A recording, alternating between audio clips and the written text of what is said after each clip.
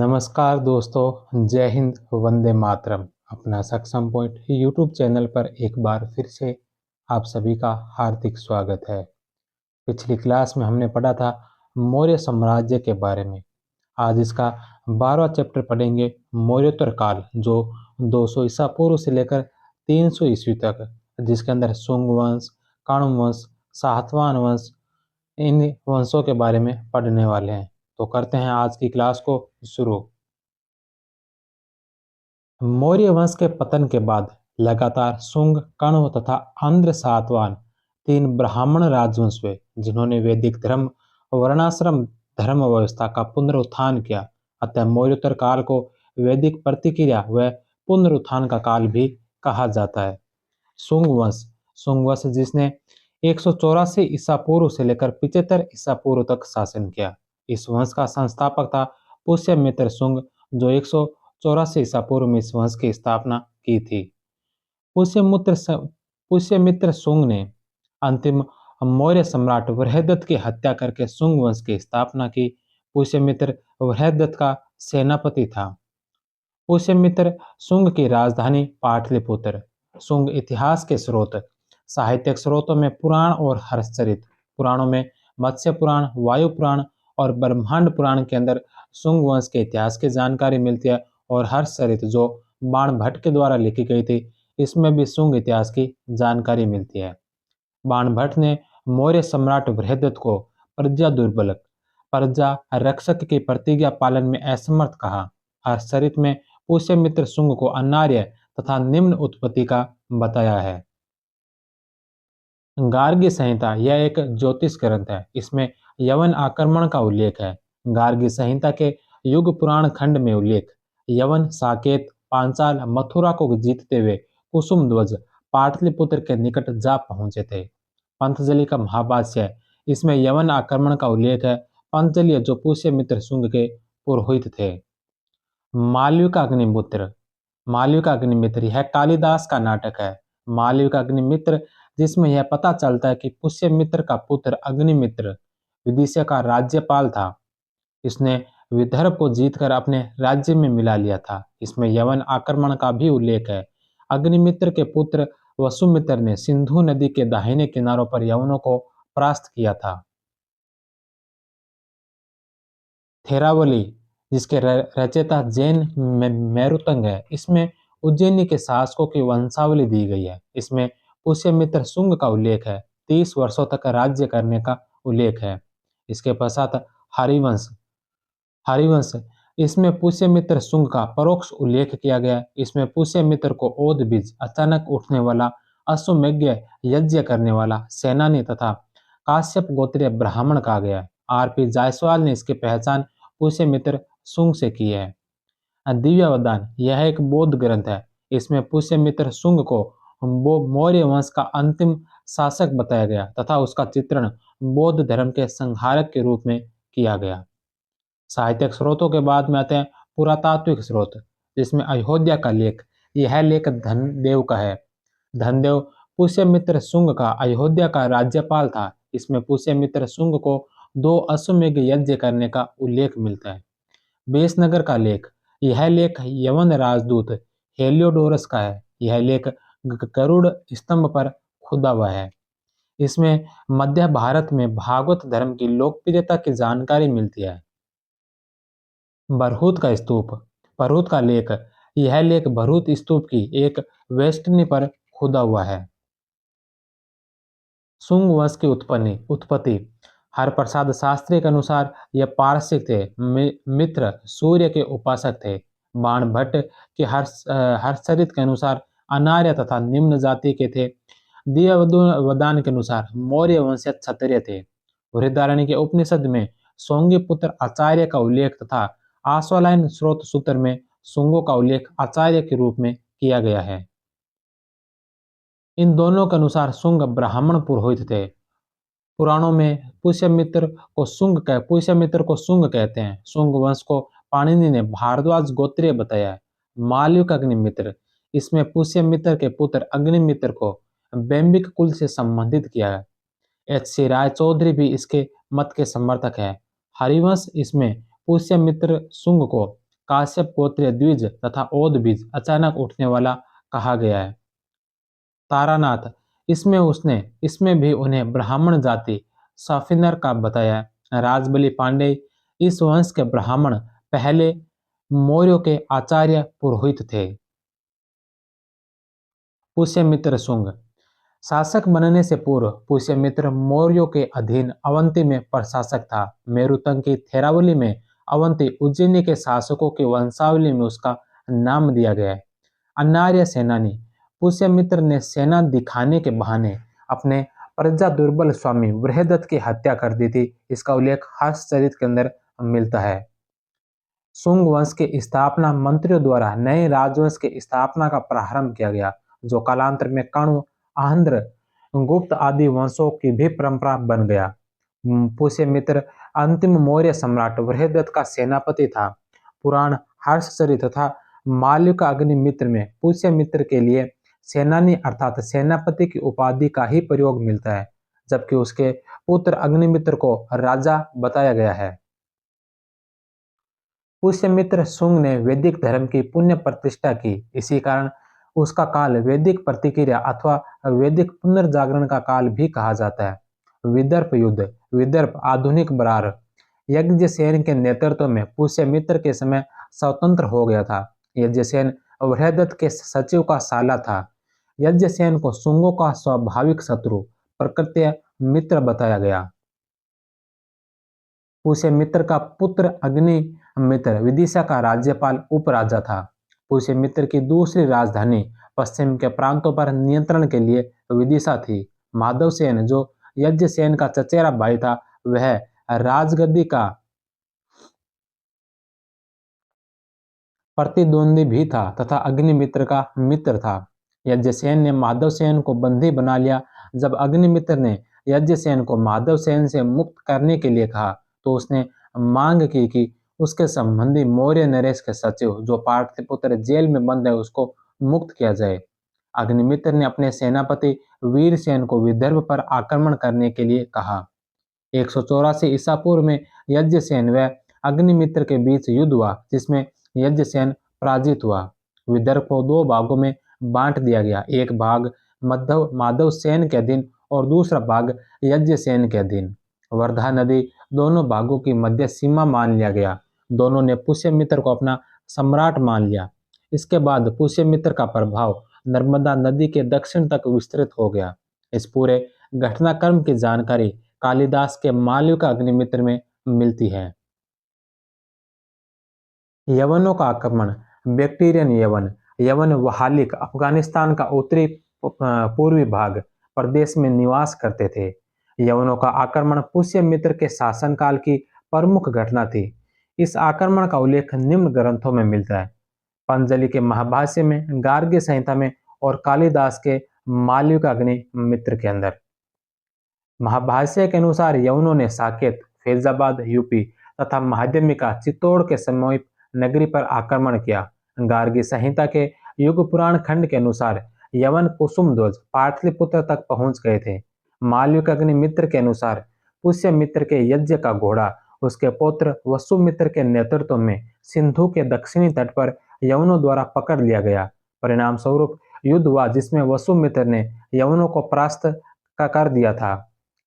नरेंद्र नाथ घोष के अनुसार पुष्यमित्र शुंग के दो यमन आक्रमण हुए, डेमेट्रियस और मिनेड्र। डेमेट्रियस का पहला आक्रमण था और मिनेड्र का अंतिम समय पर आक्रमण हुआ था।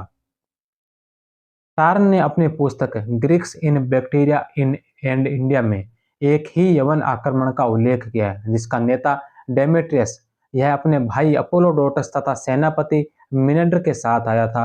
भंडारकर राय चौधरी जायसवाल ने भी डेमेट्रियस के आक्रमण का समर्थन किया है। खारवेल के हाथी गुफा लेख में यवन राज दिमित्र का उल्लेख मिलता है। राजबली पांडे के अनुसार मगध सम्राटों तथा यवनों के मध्य कुल 3 बार युद्ध हुए थे। निष्कर्षतः डेमेट्रियस के नेतृत्व में सिंधु नदी के दाहिने तट पर अर्थात पश्चिमोत्तर भारत में एक ही यवन आक्रमण हुआ, जिसमें यवन पराजित हुए। पुष्यमित्र शुंग द्वारा अश्वमेघ यज्ञ का आयोजन। यह यज्ञ पुरोहित पंतजलि गोनर्द निवासी का जो था इसके युग का जो इस यज्ञ का जो पुरोहित था वह पंचजलि था। महाभाष्य में अश्वमेध यज्ञ का उल्लेख मिलता है। अयोध्या अभिलेख में धनदेव ने पुष्यमित्र शुंग द्वारा 2 अश्वमेध यज्ञ करने का उल्लेख किया है। कालिदास के मालविका का अग्निमित्र में एक अश्वमेध यज्ञ का उल्लेख मिलता है। हरिवंश पुराण में कहा जाता है कि कलयुग में एक ओदभीज नवोदित द्विज सेनानी अश्वमेध यज्ञ का पुनरुद्धार करेगा। संभवतः पुष्यमित्र द्वारा एक अश्वमेध का आयोजन अपनी प्रारंभिक अवस्था में तथा दूसरा यवनों को परास्त करने के उपलक्ष्य में किया गया। इस प्रकार के राजकीय वैदिक अनुष्ठान का उल्लेख नंद एवं मौर्य वंश में नहीं मिलता है। अतः राजशक्ति के प्रकाशन के क्षेत्र में यह एक नवीन परिवर्तन था। पुष्यमित्र शुंग ने वैदिक धर्म की पुनर्प्रतिष्ठा की, अतः उसका काल वैदिक प्रतिक्रिया या वैदिक पुनर्जागरण का काल कहा जाता है। पंतजलि पुष्यमित्र शुंग के राजपुरोहित। पंतजलि की रचना महाभाष्य है। यह पाणिनि की अष्टाध्यायी नामक व्याकरण ग्रंथ पर टीका थी। मनुस्मृति भारतवर्ष का प्राचीनतम स्मृति मनुस्मृति का कालक्रम 200 ईसा पूर्व से 200 ईस्वी अर्थात मौर्योत्तर काल माना जाता है। जायसवाल के अनुसार भृगु वंशीय ऋषि मनु पुष्यमित्र शुंग के समकालीन थे। महाभारत में भी शुंग काल में कुछ परिवर्तन शांति पर्व व अश्वमेध पर्व दृष्टिगोचर होते हैं। हालांकि इसको अंतिम रूप गुप्त काल में दिया गया। धार्मिक नीति बौद्ध ग्रंथ दिव्यवदान तथा तिब्बती इतिहासकार तारानाथ के विवरणों में पुष्यमित्र शुंग को बौद्धों का घोर शत्रु तथा स्तूपों और विहारों का विनाशक बताया गया। दिव्यवदान के अनुसार पुष्यमित्र ने मौर्य सम्राट अशोक द्वारा निर्मित 84,000 स्तूपों को नष्ट करवा दिया था। दिव्यवदान के अनुसार ही पुष्यमित्र कुक्कट राम विहार पाटलिपुत्र को नष्ट करने गया, किंतु एक गर्जन सुनकर भयभीत होकर लौट आया। साकल में पुष्यमित्र शुंग ने घोषणा की कि जो मुझे एक भिक्षु का सिर देगा उसे मैं 100 दिनारे दूंगा। दिव्यवदान में वर्णन है इसका। तारानाथ ने भी इसकी पुष्टि की है। अवदान कल्पलता यह क्षेमेंद्र की रचना है। इस ग्रंथ में पुष्यमित्र को बौद्ध धर्म का संहारक बताया गया। इतिहासकार जी.आर. शर्मा के अनुसार कौशाम्बी के घोषितराम विहार को भी पुष्यमित्र शुंग ने नष्ट किया था। पुष्यमित्र शुंग को बौद्ध द्रोही घोषित करने वाले सभी साक्ष्य बौद्ध है। शुंग काल में सांची बरहूत आदि स्थित स्तूपों का परिवर्धन व संरक्षण हुआ था। बरहूत की एक वेस्टनी रेलिंग पर सुगरंजे शुंगों के राज्य काल में खुदा हुआ है। दिव्यवदान का कथन है कि पुष्यमित्र ने कुछ बौद्धों को अपना मंत्री नियुक्त कर रखा था। वास्तव में पुष्यमित्र शुंग की नीति धार्मिक सहिष्णुता की थी। बौद्धों के यवनों के साथ मिलने के कारण पुष्यमित्र शुंग ने कुछ कठोर कदम बौद्धों के विरुद्ध उठाए थे। मालविका अग्निमित्र से ज्ञात होता है कि पुष्यमित्र शुंग के समय में उसके पुत्र अग्निमित्र की सभा में भगवती कौशिकी नामक स्त्री थी, जो संभवतः बौद्ध मतावलंबी थी। हाथी गुफा अभिलेख के अनुसार कलिंग राजा खारवेल ने मगध पर आक्रमण कर बृहस्पति मित्र को परास्त किया। जायसवाल के अनुसार यह पुष्यमित्र शुंग था, किंतु पुष्यमित्र शुंग व खारवेल का कालक्रम समान नहीं था। मनुस्मृति में राज्य के देवीय उत्पत्ति के सिद्धांत का समर्थन किया गया। पुष्यमित्र शुंग के समर्थन के लिए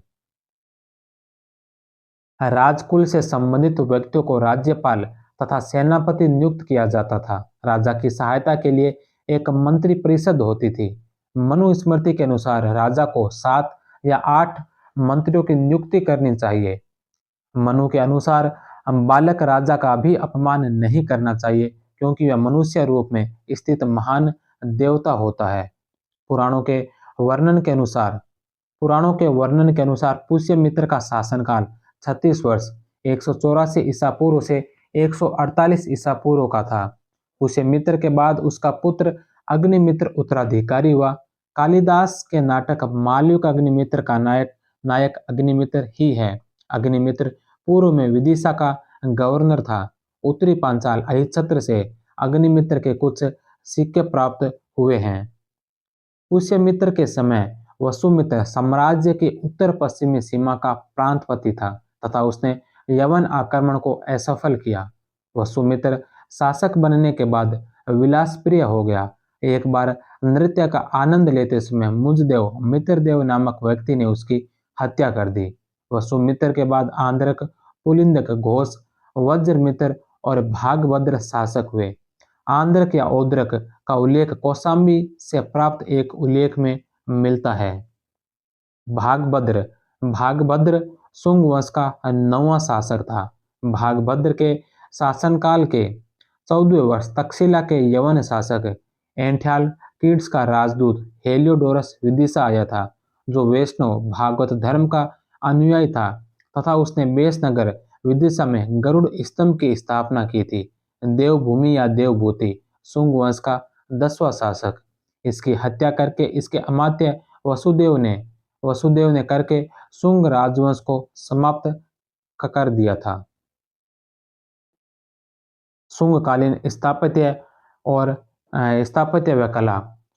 मौर्य कला राजकीय कला थी तथा धर्म इसका प्रधान विषय था, जबकि मौर्योत्तर कला में कला राज दरबार से मुक्त होकर लौकिक जीवन से संबंधित हो गई। शुंग कला धर्म के बजाय लौकिक जीवन से संबंधित थी।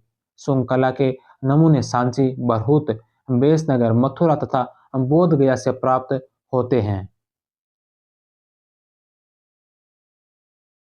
बरहुत स्तूप यह सतना मध्य प्रदेश में स्थित है। इसकी खोज 1873 ईस्वी में कनिंघम ने की थी। मूल स्तूप का निर्माण मौर्य सम्राट अशोक द्वारा किया गया था। स्तूप की वेदिका तथा तोरण द्वारों का निर्माण शुंग काल में हुआ। इस स्तूप का निर्माण पक्की ईंटों से हुआ तथा नींव पत्थर की बनी हुई थी। वेदिका पूर्णतया चुनार के लाल पत्थर से निर्मित थी, जिसमें 4 तोरण द्वार लगे हुए थे। इस स्तूप की वेदिका में 80 स्तंभ थे। यह स्तंभ एक ही पत्थर से बने थे। इन स्तंभों पर सप्त मानुषी बुद्धों में से 6 का प्रतीकात्मक वृक्षों के रूप में अंकन मिलता है। इन वृक्षों पर पूर्व बुद्धों के नाम भी अंकित है। इसके तोरण द्वारों पर निम्न घटनाओं का वर्णन मिलता है। पहली है कि कौशल नरेश प्रसेनजीत द्वारा बुद्ध की वंदना। दूसरे अनाथ पिंडक श्रेष्ठी द्वारा बुद्ध को जैतून विहार का दान। तीसरी राजा अजातशत्रु द्वारा बुद्ध के पद चिन्हों की वंदना तथा प्राकृत लेख अजातशत्रु भगवतो वंदते उत्कीर्ण है। बुद्ध के अवशेषों के लिए मल्लों तथा शाक्यों में युद्ध का दृश्यांकन है। इस स्तंभ में मिस्र केसी, अलसुम्बा, सुदर्शना तथा सुभद्रा नामक 4 अप्सराएं उत्कीर्ण हैं। महाकोका, सिरिमा, चुलकोका, चंद्रा नामक यक्षिणी उत्कीर्ण है। इस स्तूप की इंद्रसाल गुहा में इंद्र व बुद्ध के वार्तालाप का दृश्य भी अंकित है। इस स्तूप पर बुद्ध की मानव मूर्ति कहीं भी नहीं मिलती। इस स्तूप पर गरुड़ ध्वज का प्राचीनतम अंकन मिलता है। इस स्तूप की वेदिका पर गज लक्ष्मी का अंकन मिलता है, जिसमें कमल पुष्प पर लक्ष्मी खड़ी है तथा 2 हाथी उन्हें स्नान करवा रहे हैं। बुद्ध के पूर्व जन्म की जातक कथाओं का अंकन सर्वप्रथम इसी स्तूप में मिलता है। इस पर 24 जातक कथाओं का अंकन है। सांची का स्तूप 200 ईसा पूर्व से 200 ईस्वी का। यह स्तूप कनखेड़ा, रायसेन, मध्य प्रदेश में स्थित है, जिसकी खोज 1818 ईस्वी में जनरल रायलेट टेलर के द्वारा की गई। कनिंघम ने 1854 ईस्वी में सांची तथा इसके आसपास 60 स्तूपों का पता लगाया तथा इस पर भीलसा टॉप्स नामक कृति का सृजन किया। भोपाल की शाहंजा बेगम तथा सुल्ताना बेगम ने इसे सुरक्षित रखने के लिए काफी धन खर्च किया। सांची की पहाड़ी पर कई अन्य चैत्य स्थित होने के कारण इसे महाचैत्यगिरी या चैत्यगिरी कहा जाता है। सांची में मुख्यतः 3 स्तूप है। पहला महास्तूप, स्तूप संख्या 1। इस स्तूप में भगवान बुद्ध के दांत रखे हुए हैं। इस स्तूप का मूलभूत ढांचा अशोक द्वारा ईंटों से निर्मित किया गया था।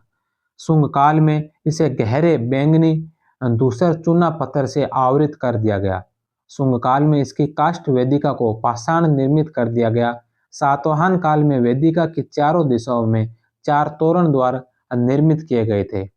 इसके दक्षिणी तोरण द्वार पर सातवाहन शासक सातकर्णी के स्थपति आनंद के द्वारा दान देने का उल्लेख मिलता है।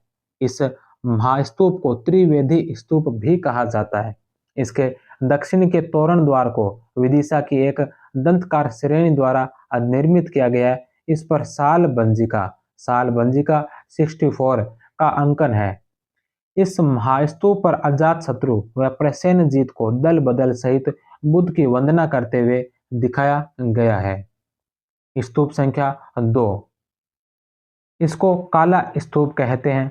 इस स्तूप में अशोककालीन धर्म प्रचारकों के अवशेष मिले हैं। इस पर द्वितीय बौद्ध संगति से संबंधित 10 भिक्षुओं तथा आचार्यों के अस्थि अवशेष तथा अशोक द्वारा तीसरी बौद्ध संगति के समय हिमालय क्षेत्र में भेजे गए धर्म प्रचारकों के नाम उत्कीर्ण है।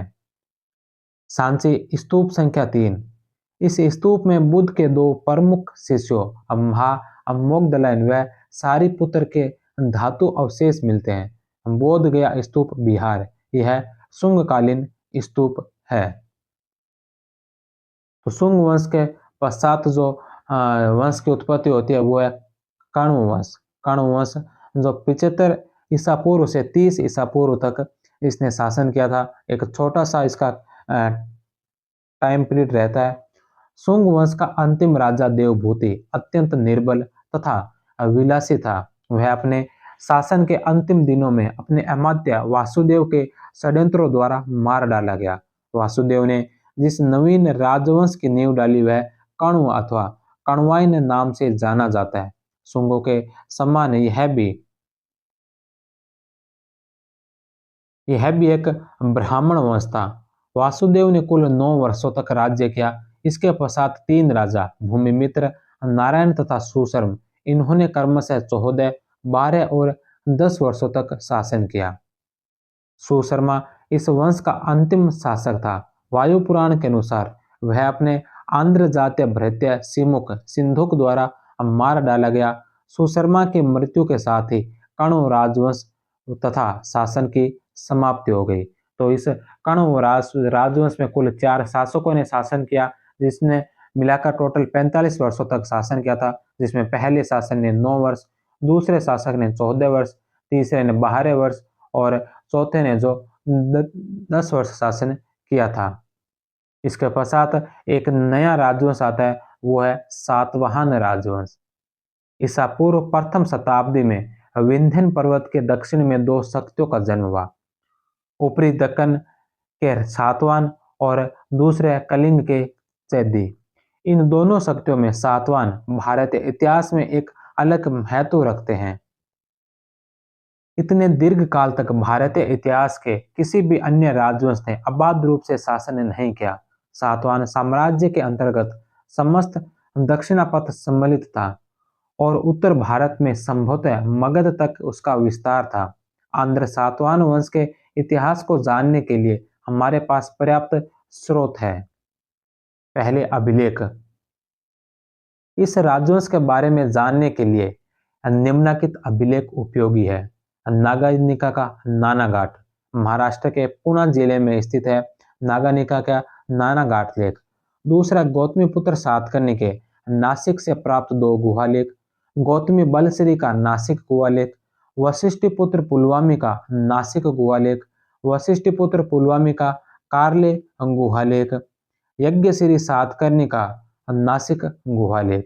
इसके अलावा पूरा अवशेष सातवाहन के अनेक चैत्य व विहार नासिक, कार्ले, भाजा, पित्तलखोरा, अजंता, नासिक, नागार्जुन कोंडा, अमरावती आदि स्थानों से प्राप्त किए गए हैं। इन्हें तत्कालीन कला तथा स्थापत्य के विषय में जानकारी प्राप्त होती है। इसके अलावा सिक्के, लेखों के साथ साथ विभिन्न स्थानों से सातवाहन राजाओं के बहुसंख्यक सिक्के भी प्राप्त हुए हैं। नासिक के जोगल थुम्बी नामक स्थान से क्षयरात शासक नहपान के सिक्कों का ढेर मिला है। इसमें से अनेक सिक्के गौतमीपुत्र सातकर्णी के द्वारा दोबारा अंकित कराए गए थे। यह नहपान के ऊपर उसकी विजय का पुष्ट प्रमाण है। यज्ञश्री सातकर्णी के एक सिक्कों पर दो पतवार वाले जलपोत के चिन्ह उत्कीर्ण है। इससे समुद्र के ऊपर उनका अधिकार प्रमाणित होता है। सातवान सिक्के चांदी, सीसा, तांबा तथा प्रोटीन, तांबा, जिंक, सीसा तथा टिन मिश्रित धातु में ढलवाए गए थे। क्लासिकल साहित्य क्लासिकल साहित्य इसमें प्लिनी, टोलमी तथा पेरिप्लस के विवरण महत्वपूर्ण है। पेरिप्लस के अज्ञात लेखक ने पश्चिमी भारत के बंदरगाहों पर स्वयं निरीक्षण किया तथा वहां के व्यापार वाणिज्य का प्रत्यक्ष ज्ञान प्राप्त किया। इनसे सातवाहन कालीन पश्चिमी भारत के व्यापार वाणिज्य तथा शकों के साथ उनके संघर्ष का ज्ञान होता है। इनके विवरणों से पता चलता है कि सातवाहनों का पाश्चात्य विश्व के साथ घनिष्ठ व्यापारिक संबंध था, जो समुद्र के मार्ग से होता था। यूरोपीय देशों से मालवाहक जहाज भूमध्य सागर, काला सागर, फारस की खाड़ी तथा अरब सागर से होकर बराबर भारत पहुंचते थे। पश्चिमी तट पर भड़ोच इस काल का सबसे प्रसिद्ध बंदरगाह था, जिसे यूनानी लेखक मेरीगाजा कहते थे। उत्पत्ति तथा मूल निवास स्थान सातवाहनों की उत्पत्ति तथा मूल निवास स्थान के विषय में विद्वानों में मतभेद है। पुराणों में इस वंश के संस्थापक सिमुख को आंध्र भृत्य तथा आंध्र जातीय कहा गया, जबकि अपने अभिलेखों में इस वंश के राजाओं ने अपने आप को सातवाहन ही कहा। महाभारत में आंध्रों को मलेच्छ तथा मनुस्मृति में वर्णशंकर एवं अंत्यज कहा गया है। इस आधार पर कुछ विद्वान सातवाहनों को अनार्य अर्थात निम्न वर्ण का बताते हैं, किंतु लेखों में इसके विपरीत सातवाहनों को सर्वत्र उच्च वर्ण का ही बताया गया है। अतः केवल पुराणों के आधार पर ही सातवाहनों को हम आंध्र जाति का नहीं मान सकते। इस वंश के शासक गौतमीपुत्र सातकर्णी को नासिक प्रशस्ति में एक ब्राह्मण अद्वितीय ब्राह्मण कहा गया, जिसमें क्षत्रियों के दर्प को चूर्ण कर दिया गया है। इसके अतिरिक्त अन्य साक्ष्यों के आधार पर कहा जा सकता है कि सातवाहन ब्राह्मण जाति के ही थे। उत्पत्ति के समान सातवाहनों के मूल निवास स्थान के विषय में भी पर्याप्त विवाद है। रेपसन, स्मिथ तथा भंडारकर जैसे कुछ विद्वान आंध्र प्रदेश में एक ही उनका मूल स्थान निर्धारित करते हैं, किंतु यह एक महत्वपूर्ण तथ्य है कि सातवाहन राजाओं के बहुसंख्यक अभिलेख तथा सिक्के महाराष्ट्र के प्रतिष्ठान पैठण के समीपवर्ती भाग के से प्राप्त हुए हैं। इस प्रकार अभिलेख तथा मुद्रा संबंधी प्रमाणों के आधार पर यह कहा जा सकता है कि सातवाहनों का मूल निवास स्थान पश्चिमी भारत के किसी भाग में ही था। बहुत संभव है कि यह स्थान प्रतिष्ठान ही रहा हो। सातवाहनों का इतिहास सिमुक अथवा सिंधुक के समय से प्रारंभ होता है। सिमुक के बाद उसका छोटा भाई कन्हैया या कृष्ण राजा बनता है, क्योंकि सिमुक पुत्र सातकर्णी आवश्यक था। कृष्ण की मृत्यु के पश्चात श्री सातकर्णी, जो सिमुक का पुत्र था, सातवाहन वंश की गद्दी पर बैठा। वह प्रथम सातकर्णी के नाम से विख्यात है, क्योंकि अपने वंश में सातकर्णी की उपाधि धारण करने वाला वह पहला शासक था। उसने अंग्य कुल के महारथी रिनकैरो की पुत्री नायानिका या नागानिका के साथ विवाह कर अपना प्रभाव बढ़ाया था। नायानिका के नानाघाट अभिलेख से सातकर्णी प्रथम के शासनकाल के विषय में महत्वपूर्ण सूचनाएं मिलती है। सातकर्णी प्रथम ने पश्चिमी मालवा, अनूप, नर्मदा घाटी तथा विदर्भ के प्रदेशों पर जीत हासिल की। इसी समय वशिष्ठ पुत्र आनंद, जो सातकर्णी के कारीगरों का मुख्य था, ने सांची स्तूप के तोरण पर अपना लेख खुदवाया। यह लेख पूर्वी मालवा क्षेत्र पर सातकर्णी के अधिकार को प्रमाणित करता है। सातकर्णी को कलिंग नरेश खारवेल के आक्रमण का भी सामना करना पड़ा। हाथी गुफा लेख से पता चलता है कि अपने राज्यारोहण के दूसरे वर्ष खारवेल ने सातकर्णी की परवाह करते हुए पश्चिम की ओर अपनी सेना भेजी, किंतु खारवेल का आक्रमण एक अंधावा मात्र था, जिसको निष्फल करने में सातकर्णी सफल रहा। सातकर्णी ने दो अश्वमेध तथा राजसूय यज्ञों का अनुष्ठान किया और दक्षिणापथपति तथा अप्रतिहत चक्र जैसी उपाधियां धारण की। सातकर्णी प्रथम पहला ऐसा शासक था जिसने सातवाहनों को सार्वभौम स्थिति में ला दिया। पेरिप्लस से पता चलता है कि एल्डर सेरागोनस एक शक्तिशाली राजा था जिसके समय में सुपर तथा कलिन सोपारा तथा कल्याण के बंदरगाह अंतरराष्ट्रीय व्यापार वाणिज्य के लिए पूर्ण रूपेण सुरक्षित हो गए थे। इस शासक से तात्पर्य सातकर्णी प्रथम से ही है। नागानिका के नाना घाट अभिलेख। नागानिका ने अपने पुत्र वेदश्री के शासनकाल में उत्कीर्ण करवाया में 18 यज्ञों के आयोजन का उल्लेख है, जिसमें एक राजसूय तथा 2 अश्वमेध यज्ञ सातकर्णी प्रथम ने किए थे। सातकर्णी की मृत्यु के पश्चात सातवाहनों की शक्ति कमजोर पड़ने लगी। नाना घाट के लेख में उसके 2 पुत्रों का उल्लेख हुआ है, वेदश्री तथा शक्तिश्री। ये दोनों ही अवयस्क थे। अतः सातकर्णी प्रथम की पत्नी नयानिका ने संरक्षिका के रूप में शासन का संचालन किया। इसके बाद सातवाहनों का इतिहास अंधकारपूर्ण रहा है। पुराणों में सातकर्णी प्रथम तथा गौतमीपुत्र सातकर्णी के बीच शासन करने वाले राजाओं की संख्या 10 से 19 तक बताई गई है। गौतमीपुत्र सातकर्णी जो 106 से 130 ईस्वी तक शासन करता है। गौतमीपुत्र सातकर्णी ने सातवाहनों को फिर से प्रतिष्ठित किया। पुराणों के अनुसार गौतमीपुत्र सातकर्णी सातवाहन वंश का 23वां राजा था। उसके पिता का नाम शिव स्वाति तथा माता का नाम गौतमी बलश्री था। गौतमीपुत्र सातकर्णी सातवाहन कुल का महानतम सम्राट था।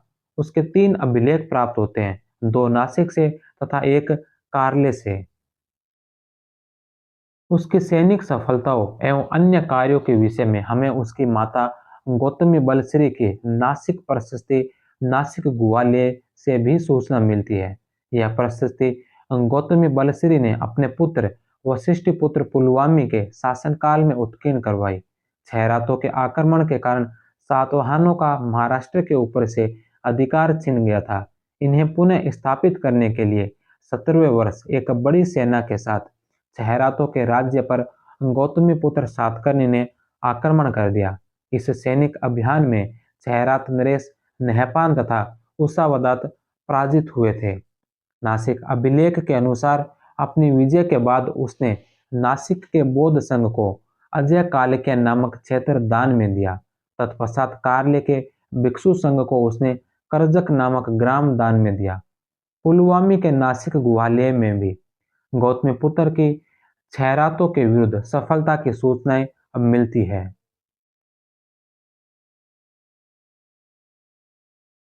अपनी सफलताओं से उत्साहित होकर गौतमीपुत्र ने और आगे विजय अभियान किया तथा दक्षिणी व उत्तर भारत के कई स्थानों को जीतकर अपने साम्राज्य में मिलाया। उसके पुत्र पुलवामी के शासन काल के 19वें वर्ष में उत्कीर्ण नासिक ग्वालियर में गौतमीपुत्र सातकर्णी द्वारा विजित निम्नलिखित प्रदेशों के नाम मिलते हैं: ऋषिक, अस्मक, मूलक, सौराष्ट्र, कुकुर, अप्रांत, अनूप, विदर्भ, आकर और अवंती। गौतमीपुत्र सातकर्णी ने नासिक जिले में वेणाकटक नामक एक नगर का निर्माण करवाया। गौतमीपुत्र खुद को वेणाकटक स्वामी भी कहता है। गौतमीपुत्र क्षत्रियों के दर्प को चूर्ण करने वाला एक छत्र शासक था जिसे राजराज, महाराज, स्वामी आदि उपाधियां धारण की थी।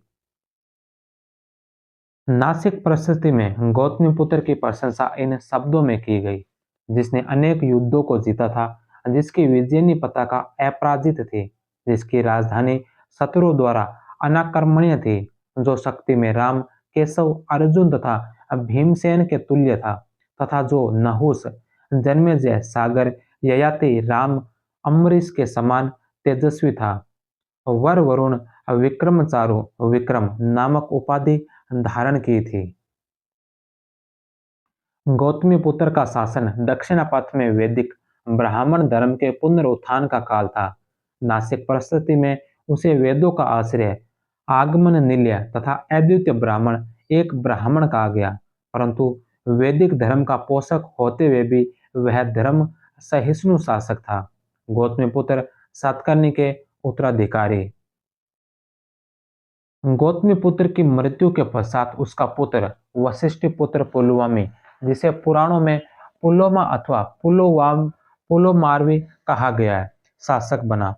पुलुमावी को कार्दमक शकवंशी शासकों जस्टन तथा रुद्रदमन से संघर्ष करना पड़ा।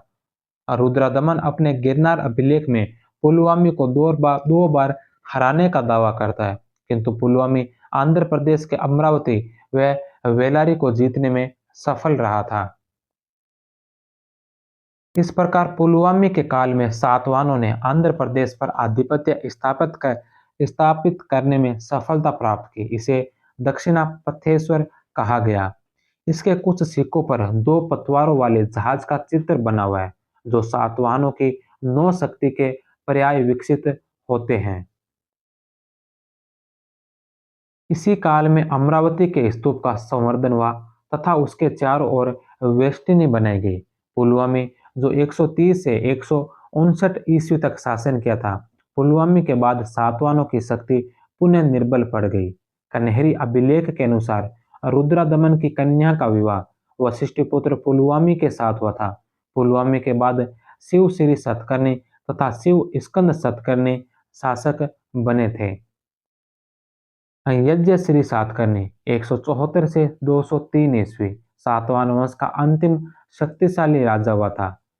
यज्ञ श्री की मृत्यु के पश्चात सातवाहन साम्राज्य के विघटन की प्रक्रिया आरंभ हुई। दक्षिणी पश्चिम में सातवाहनों के बाद आंध्र प्रदेश में इक्ष्वाकु तथा कुंतल में चतुर सातकर्णी वंशों ने अपनी स्वतंत्र सत्ता स्थापित कर ली। आभीर वंश का संस्थापक ईश्वर सेन था, जिसने 248-49 ईस्वी में लगभग कलचुरी चेदी संवत की स्थापना की। नासिक में उसके शासनकाल के 9वें वर्ष का एक लेख प्राप्त हुआ। इक्ष्वाकु वंश के लोग कृष्णा गुंटूर क्षेत्र में शासन करते थे। पुराणों में उन्हें श्री पर्वत का शासक तथा आंध्र आंध्रों का नौकर कहा गया। पहले वे सातवाहनों के सामंत थे। इस वंश का संस्थापक श्री शांत मूल था। इसने अश्वमेध यज्ञ भी किया है। इक्ष्वाकु लोग बौद्ध मत के पोषक थे। ईंटों के मंदिरों का सर्वप्रथम निर्माण इक्ष्वाकुओं ने किया था। महाराष्ट्र तथा कुंतल प्रदेश के ऊपर तीसरी सदी में चटु सातकर्णी वंश का शासन स्थापित हुआ था। सातवाहनकालीन स्थापत्य और कला।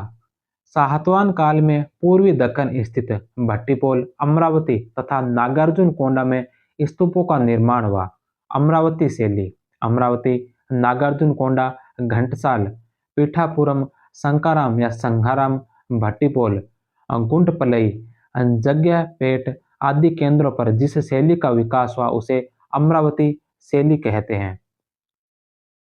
फर्ग्यूसन ने अमरावती शैली को भारत में वास्तुकला का चरमोत्कृष्ट माना है। आयक इस शैली की मुख्य विशेषता है। स्तूपों के तोरण द्वार में पृष्ठ भाग में स्तूप की मेदी को आयताकार रूप में बाहर की ओर बढ़ा दिया जाता है। उस आगे निकले हुए चबूतरे को आयक कहा जाता है। इस चबूतरे पर 5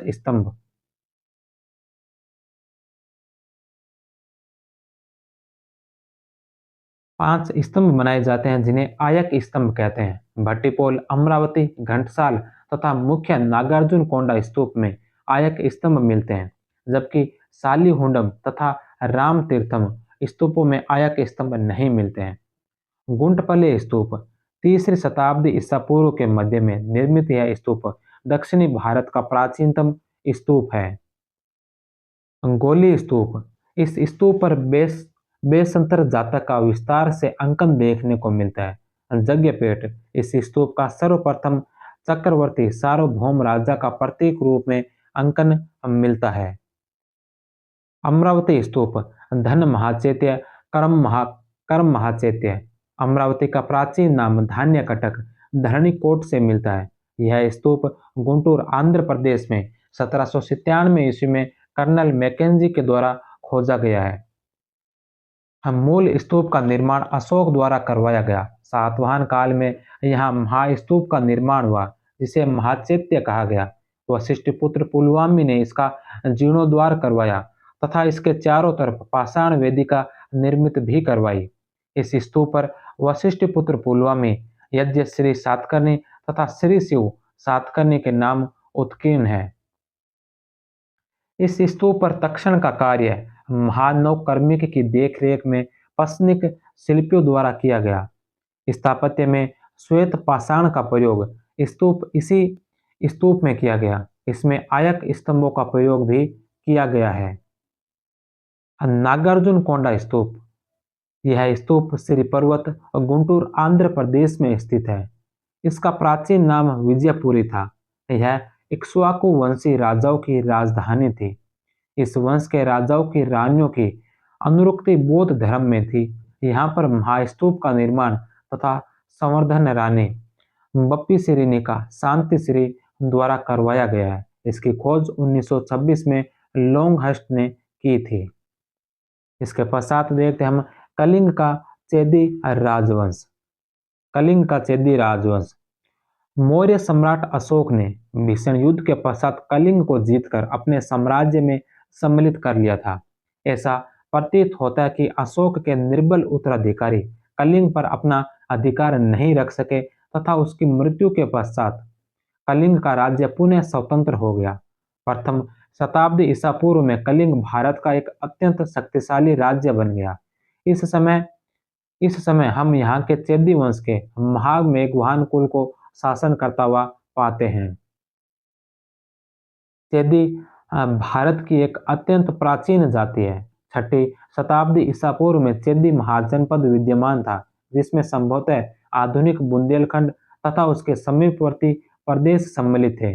लगता है इसी चेदी वंश की एक शाखा कलिंग गई तथा उसने वहां एक स्वतंत्र राज्य की स्थापना की। महाराज खारवेल संभवतः कलिंग के चेदी वंश का संस्थापक महामेघवान नामक व्यक्ति था, अतः इस वंश का नाम महामेघवान वंश भी पड़ गया। इस वंश का सर्वाधिक शक्तिशाली शासक खारवेल हुआ था। महाराज की उपाधि धारण करने वाला प्रथम भारतीय शासक खारवेल ही था। उसे कलिंग का तीसरा शासक बताया गया। महामेघवान उसका पितामह था। 24 वर्ष की आयु में उसका राज्याभिषेक किया गया तथा वह राजा बना। उसका विवाह ललक हत्ती सिंह नामक एक राज्य की कन्या से हुआ, जो उसकी प्रधान महिषी बन गई। अपने शासनकाल के दूसरे वर्ष खारवेल से सातकर्णी की शक्ति की उपेक्षा करते हुए एक विशाल सेना, जिसमें अश्व, गज, रथ एवं पैदल सैनिक भी सम्मिलित थे, पश्चिम की ओर भेजी गई। राज्याभिषेक के चौथे वर्ष खारवेल ने बरार के भोजकों तथा पूर्वी खानदेश और अहमदनगर के रठिकों के विरुद्ध सैनिक अभियान किया। वे परास्त किए गए। अपने शासनकाल के 5वें वर्ष वह तनसुली में एक नहर के जल को अपनी राजधानी ले आया। इस नहर का निर्माण 300 वर्ष पूर्व नंद राजा द्वारा किया गया था। सातवाहन नरेशों के विपरीत खारवेल, जो जैन धर्म के अनुयायी थे, अपने राज्याभिषेक के 13वें वर्ष उसने भुवनेश्वर के पास उदयगिरी तथा खंडगिरी की पहाड़ियों को कटवाकर जैन भिक्षुओं के आवास के लिए गुहा विहार बनवाए थे। उदयगिरी में 19 तथा खंडगिरी में 16 गुहा विहारों का निर्माण हुआ। उदयगिरी में रानी गुफा तथा खंडगिरी में अनंत गुफा की गुफाओं में उत्कीर्ण रिलीफ चित्रकला की दृष्टि से उच्च कोटि के हैं। इन चित्रों में तत्कालीन समाज के जगजीवन की मनोरम झांकी सुरक्षित है। उसके द्वारा बनवाया गया महाविजय प्रसाद भी एक अत्यंत भवन था। खारवेल ने कुल 13 वर्षों तक राज्य किया, अतः खारवेल का समय 44 ईसा पूर्व में निश्चित होता है। हाथी गुफा अभिलेख उड़ीसा प्रांत के भुवनेश्वर पुरी जिला से 3 मील की दूरी पर स्थित उदयगिरी पहाड़ी की हाथी गुफा में उसका एक बिना तिथि का अभिलेख प्राप्त हुआ है। हाथी गुफा अभिलेख खारवेल के राज्य काल का इतिहास जानने का एकमात्र स्रोत है। 17 पंक्तियों में तथा ब्राह्मी लिपि में यह लेख खुदा हुआ है। भाषा प्राकृत है, जो पाली से मिलती जुलती है। इस लेख में कोई तिथि नहीं दी गई है। सर्वप्रथम 1825 ईस्वी में इस लेख की खोज बिशप स्टर्लिंग ने की थी। इसके बाद प्रिंसेप ने इसका वाचन किया, लेकिन वह शुद्ध नहीं था। 1880 में राजेंद्र लाल मित्र ने इसका दूसरा पाठ और अर्थ प्रकाशित किया, लेकिन वह भी अपूर्ण रहा। 1877 में ईस्वी में जनरल कनिंघम, 1885 में भगवान लाल इंद्र जी द्वारा इसका शुद्ध पाठ प्रस्तुत किया गया, जिसमें राजा का नाम खारवेल सही ढंग से पढ़ा गया। 1917 में केपी जायसवाल ने इसे प्रकाशित करवाया था। हाथी गुफा लेख एक प्रस्तुति के रूप में है, जिसका मुख्य उद्देश्य खारवेल के जीवन तथा उपलब्धियों का विवरण सुरक्षित रखना है। स्थापत्य कला पर व्यय की सूचना देने वाला प्रथम अभिलेख है। इस अभिलेख के अनुसार मगध नरेश वह सती मित्र को परास्त कर खारवेल आदि जिनकी प्रतिमा को पुनः कलिंग ले गया, जिसे नंद शासक मगध ले आया था। यह अभिलेख जैन धर्म में मूर्ति पूजा का प्राचीनतम साक्ष्य है। इस अभिलेख में महावीर स्वामी का नाम वर्धमान मिलता है। और जनपद नगर निवासियों की स्वायत्त संस्था का उल्लेख भी सर्वप्रथम इसी अभिलेख में मिलता है। इस अभिलेख में खारवेल की निम्न उपाधियां मिलती है: वृद्धराज, भिक्षुराज, भिक्षु सम्राट, राजर्षि, कलिंगाधिपति, धर्मराज, लेमराज और महाविजयराज। तो ये था मौर्योत्तर काल का चैप्टर। इसके बाद कल की हम क्लास में पढ़ेंगे हिंद और यवन आक्रमण का 13वां चैप्टर। तब तक आप सभी का बहुत बहुत धन्यवाद। जय हिंद, वंदे मातरम।